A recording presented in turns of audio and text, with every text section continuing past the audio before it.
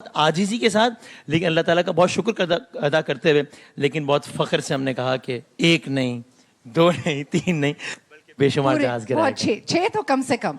वसीम क्या कहेंगे? एक वैसे तो देखें हर महाज पे हमने दुश्मन को मुंह तोड़ जवाब दिया है, लेकिन कुछ खास लोग हैं जो बड़े उभर कर सामने आए।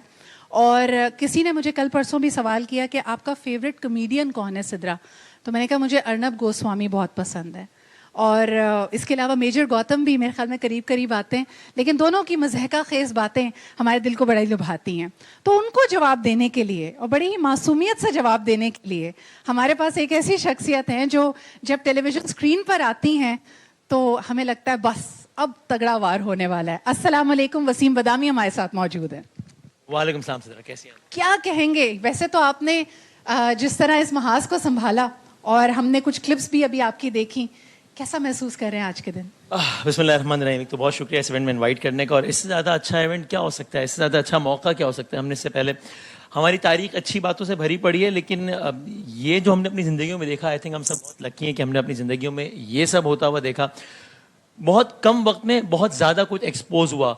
इन्वर्टेड कॉमास में दुनिया की सबसे बड़ी मईशत, दुनिया की सबसे बड़ी जमहूरियत, दुनिया का सबसे आज़ाद मीडिया, ये सारे का सारा बयानिया और राफेल और ज़र्फ सब कुछ एक साथ गिरा है अल्हम्दुलिल्लाह। इसीलिए हम इतना बहुत आजिज़ी के साथ, लेकिन अल्लाह ताला का बहुत शुक्र अदा करते हुए, लेकिन बहुत फ़ख्र से हमने कहा कि एक नहीं, दो नहीं, तीन नहीं, बल्कि बेशुमार जहाज़ गिराए गए। छह तो कम से कम। वसीम क्या कहेंगे? एक और बात, जैसे हमने कहा कि रियलिटीज हैव शिफ्टेड, आज हम बात करते हैं कि we are the net stability provider, जिस पे अगेन एक दफ़ा दुश्मन ने बड़े गुरूर के साथ कहा कि वी आर नॉट ब्रोकर्स। यानी बड़ा अजीब सा लफ्ज़ था जो लग नहीं रहा था कि किसी सफारतकार या किसी सीनियर स्टेटमेंट के मुंह से निकल रहा है। इस पे आपका रद्द अमल?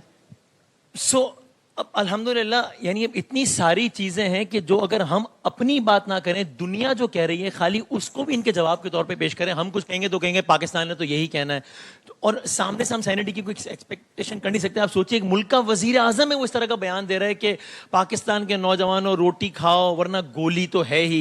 एक मुल्क का वजीर आज़म कह रहा है राफेल होते तो क्या बात होती, तो राफेल होते तो ये बात हुई है। सो अल्हम्दुलिल्लाह वो कहते रहे कि हम ब्रोकर्स नहीं है और ये फला फला फला बनी। वो इस तरह आप सोचिए, मुल्क का वजीर आज़म ऐसी बातें कर रहा है जो कि महफिल में रिपीट भी नहीं कर सकते, लेकिन दुनिया ये कह रही है। इस वक्त दुनिया जिस अहम तरीन मरहले पे खड़ी है, फरीकैन पाकिस्तान यानी ईरान और अमेरिका एक ही मुल्क का नाम लेते हैं कि उन्हें किसी भी और मुल्क से ज्यादा एक ही मुल्क पर एतमाद है, दुनिया उसे पाकिस्तान कहती है। अल्हम्दुलिल्लाह। बहुत बहुत शुक्रिया वसीम हमारे साथ गुफ्तगू करने के लिए।